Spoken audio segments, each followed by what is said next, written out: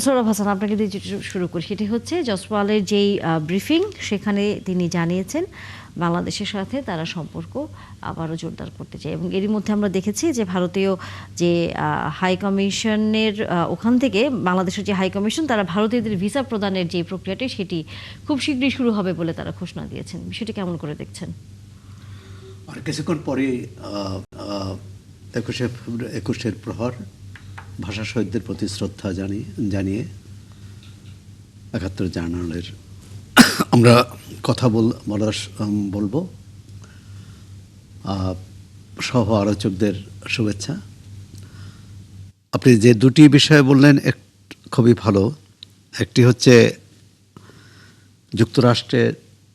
যুক্তরাষ্ট্রে ট্রাম্প যে শুল্ক আরোপ করেছিল বিভিন্ন দেশে এবং বাংলাদেশেও 19% এসে ঠেকেছে, আর সেটি ওই দেশের সুপ্রিম কোর্ট অবৈধ ঘোষণা করেছে যে তিনি নিয়ম বহির্ভূতভাবে এটি করেছেন। এটি যদি কার্যকর হয় আদালতের রায়, তাহলে কিন্তু বাংলাদেশ সহ বাইরের অনেক দেশই একটা বিরাট বোঝা থেকে মুক্ত হবে। দ্বিতীয়, ভারতের পররাষ্ট্র দপ্তরের যে মুখপাত্র বলেছেন যে তারা বহুমাত্রিক সম্পর্ককে এগিয়ে নিতে চান। এর আগেও সাবেক প্রধানমন্ত্রী খালেদা জিয়ার শেষকৃত্য অনুষ্ঠানে এসে তাদের স্পিকার, লোকসভার স্পিকার এবং পররাষ্ট্র সচিব, তারাও এসে একই ধরনের মনোভাব ব্যক্ত করেছেন, প্রধানমন্ত্রীর সাথে দেখা করেছেন। আর এটি প্রধানমন্ত্রী তিনি পরে হয়েছেন। পরবর্তীকালে প্রধানমন্ত্রীর শপথ অনুষ্ঠানেও এসেছেন, সে সময়ও একই কথা বলেছেন। এরপর আজকে যে পররাষ্ট্র দপ্তর থেকে আসলো, সেটা কিন্তু অনেক দিন ধরেই যে অন্তর্বর্তী সরকারের সঙ্গে যে ভারতের যে টানাপোড়েন চলছিল সম্পর্কের বিভিন্ন বিষয় নিয়ে, এবং এক ধরনের বলা যায় যে যোগাযোগ বিচ্ছিন্ন।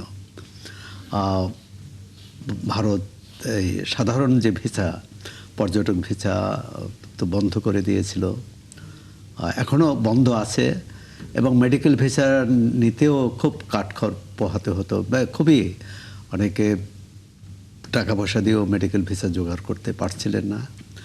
এক্ষেত্রে যদি এই বার্তাটাই আসে, যদিও তারা এখনও নির্দিষ্টভাবে বলেননি যে কবে থেকে পর্যটন ভিসা শুরু করবে, ভারতের বাংলাদেশ মিশন তারা বলেছে যে ভারতীয়দের জন্য বাংলাদেশের ভিসা আবার চালু করবে। এটি একটি ঘটনার পরিপ্রেক্ষিতে কিন্তু বন্ধ হয়েছিল। সেটি হচ্ছে যে সেখানে বাংলাদেশ মিশন ঘেরাও করেছিল, একটি কর্মসূচি নিয়েছিল, এবং যাতে সেখানকার মিশনের কর্মকর্তার নিরাপত্তাহীনতায় ভুগছিলেন। আর সুতরাং এক ধরনের অস্বস্তি অবস্থা ছিল। এর আগে আগরতলায় বাংলাদেশ মিশনে তারা সেখানে আক্রান্ত হয়েছে মিশন, কলকাতায় বিক্ষোভ হয়েছে, সবটা মিলে এক ধরনের উদ্বেগজনক পরিস্থিতি ছিল। তা থেকে বেরিয়ে আসেন। তবে এখানে ভারতকেই উদ্যোগী ভূমিকা নিতে হবে। বাংলাদেশের পক্ষ থেকে কিন্তু এই সম্পর্ক খারাপ, অন্তত সরকারিভাবে এরকম কোনো উদ্যোগ নেওয়া হয়নি। ভারতের সাথে যে চুক্তিগুলো হয়েছিল সেই চুক্তি কার্যকর আছে, এবং ভারত থেকে বাংলাদেশে পণ্য আমদানি হচ্ছে।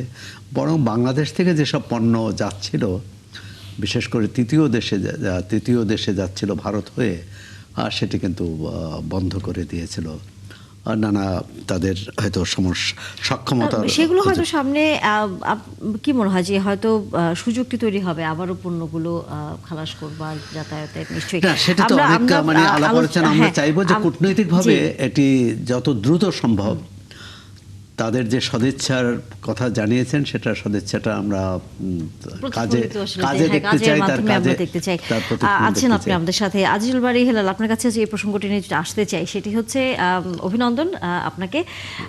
সংসদ সদস্য সংসদে আপনি থাকবেন আমাদের সাথে, সে আমাদের কথা বলবেন, সেই প্রত্যাশায় রাখি।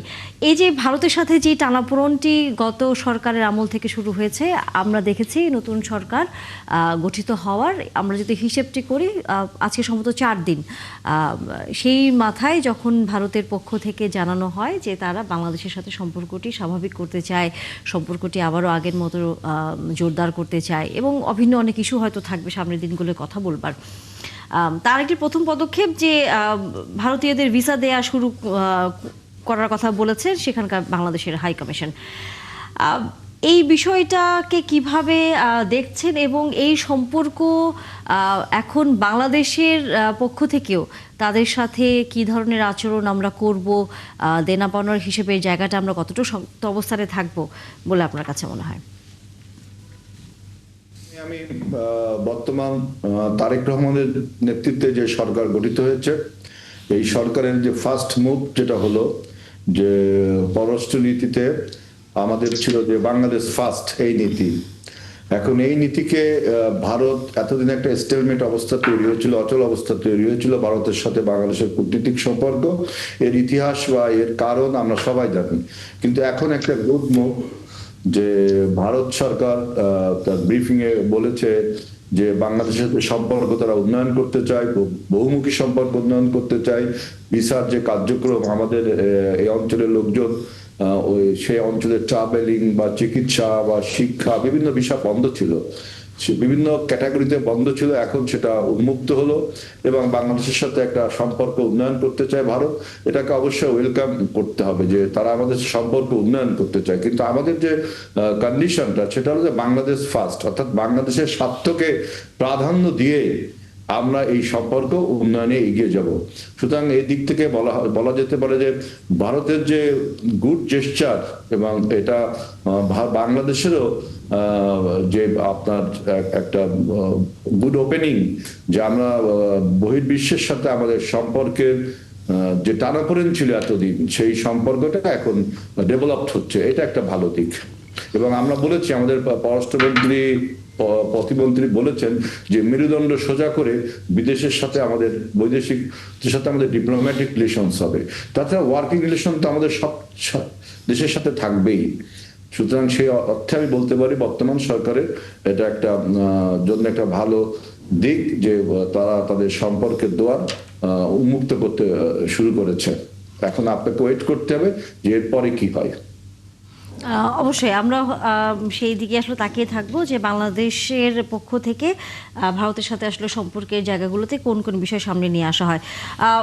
মোহাম্মদ জামালুল আকবর চৌধুরী, আপনার কাছে যদি একটু জানতেই যাই, সেটি হচ্ছে যে এই কূটনৈতিক জায়গায় বারবারই হচ্ছে আমরা এর আগেও দেখেছি যে এক ধরনের নিজেদের দাবি দেওয়ার জায়গাটি সবসময় এক পাশে রেখে অন্যদের দাবি দেওয়া বা অন্য দেশের দাবি দেওয়ার ক্ষেত্রে হচ্ছে আমাদের গুরুত্ব আমরা দিয়েছি, যার জন্যই কিন্তু বেশিরভাগ সময় আসলে দেখা গেছে যে নিজেদের যে প্রয়োজনীয় বা নিজেদের যেই ন্যায্য হিস্সা সেগুলো আসলে আমরা কখনোই আদায় করতে পারিনি। এবার এই বিষয়টার যাতে পুনরাবৃত্তি না হয়, আপনার কাছে কি মনে হয় সরকারের কি ধরনের কূটনৈতিক বিষয়টি আসলে মাথায় রেখে সবার সাথে আলোচনা করার? ধন্যবাদ।